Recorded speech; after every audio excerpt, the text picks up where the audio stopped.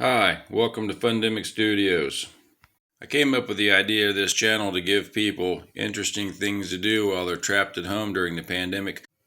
And it's mostly family friendly. And what I mean by that is you could do these kind of projects with your kids or your grandkids, nieces and nephews or what have you.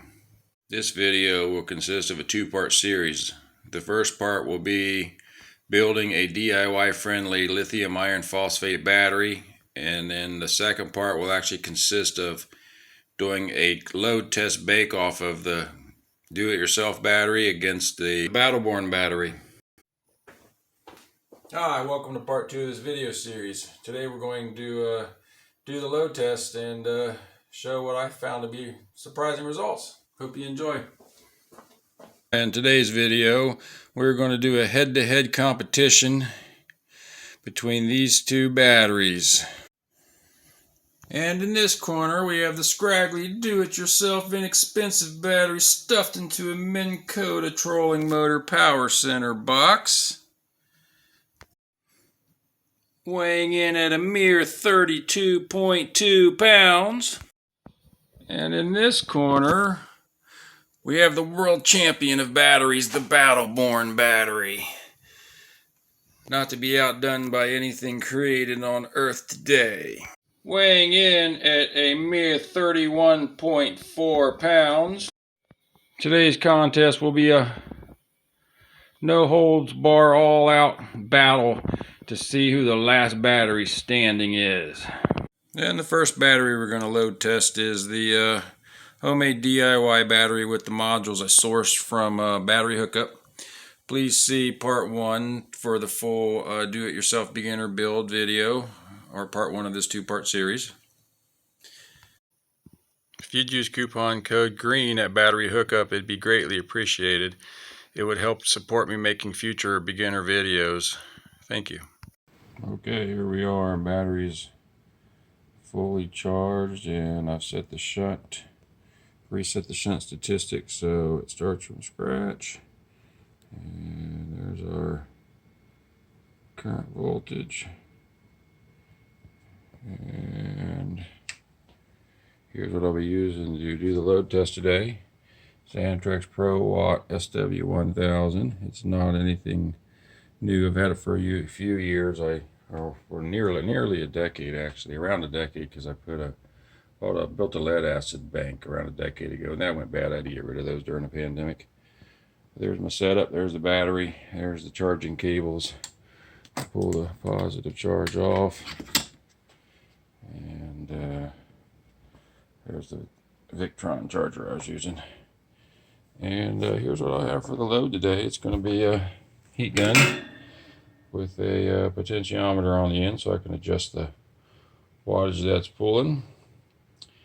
I'm going to go ahead and get it started. And my goal is to do a 0.2C load on this, so it should take 5 hours, and I'm calling 0.2C about 250 watts on a 1280 amp hour battery.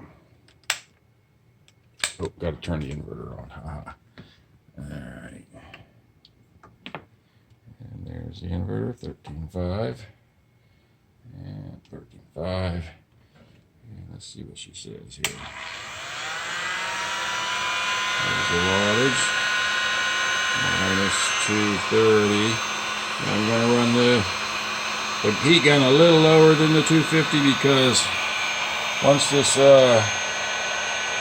inverter warms up, it's going to have a fan and stuff that's going to pull it up around 30 watts is what my estimations have been lately. So the heat gun warmed up to about 240-ish. I'll back it up just a hair.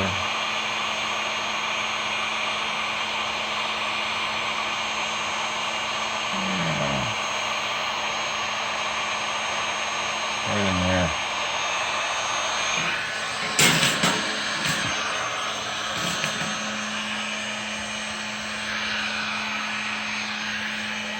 Okay, talk to y'all soon. Okay, we're coming to the conclusion of the load test. The Pro Watt 1000 inverter errors out at around 11 volts, which is higher than what the BMS cutoff will be. And it just shut off. So that's good. I don't need to stress out the battery just for the sake of, to be honest. Actually, it kind of killed the shunt too. Oh no. But anyways, I'll give the readings here in a minute. Okay, and it looks like it, when the shunt went dead, I'll have to run the shunt on a separate, I don't know how I'm going to do that, on a separate battery in the future. It lost the statistics off this page, so I'll have to just go on what showed on the screen a few minutes ago. Over here, it got to at least 1.3 kilowatts discharge and 103 amp hours. The other page, I think, called it just shy of 107. So for homemade battery, I'm pretty happy with those results. Next up, I will load test the Battleborn that I have. It's about a year-old Battleborn, and we'll see how it does. Talk to you soon. Okay, since the inverter went completely dead and killed off the smart shunt statistics, I went back and captured a snapshot frame of the video that was in motion to show what the actual numbers were for the battery. There's the final load, 106.8 amp hours. And this is the part where we're going to actually do the approximate 5-hour load test on the Battleborn battery, trying to do a discharge of 0.2 C. Okay, we have the Battleborn hooked up, ready to go. This is the, I think, the industry gold standard Battleborn, but you'll pay some gold to get one, let me tell you. It's starting out at 14.13 volts. And I'm going to turn on the inverter and put a 0.2 C load on it, which will be around 250 volts or so. What we got here, so it's reading at the inverter, so a little bit of a voltage drop, not much. Okay, firing up the load and fine tune the wattage here. 210.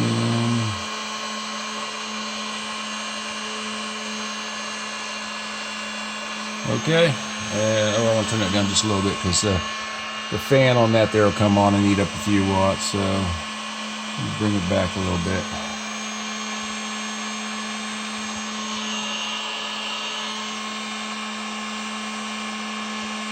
Okay, that's a good starting point. Talk to you in a bit, or talk to you in a couple hours when this is done.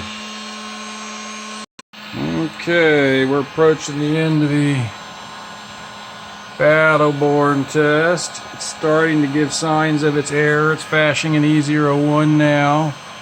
I'm going to go ahead and shut the load off just so I can get a better recording in without losing the score here. So 103.7 amp hours out of the Battleborn. And what's the history do here? History's calling it 104. Yeah, that's pretty impressive. So yeah, there's the Battleborn hooked up to the Xantrex Pro Watt SW1000 inverter. Talk to you soon. I think we have a new world champion, and it's the DIY battery that got the modules from Battery Hookup. It beat the Battleborn out by a couple of amp hours, but this is all just for fun. Battleborn battery is like around a year old, and the DIY battery was brand new, so I didn't expect it to fare pretty well. And here's the final results. Battleborn score came in at 103.7 amp hours, which is rock solid. And the brand new cells from Battery Hookup and the DIY battery came out at a very impressive, in my opinion, 106.8 amp hours.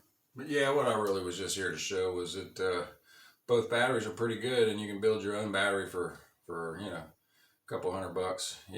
Battery box is optional. Thanks for watching this video.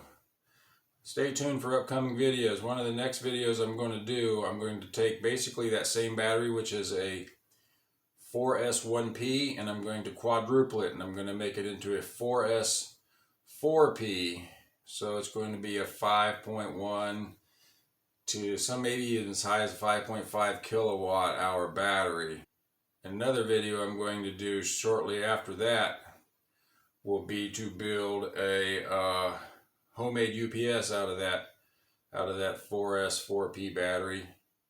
And that 4S 4P battery, really, each one of those modules has 20 cells in it.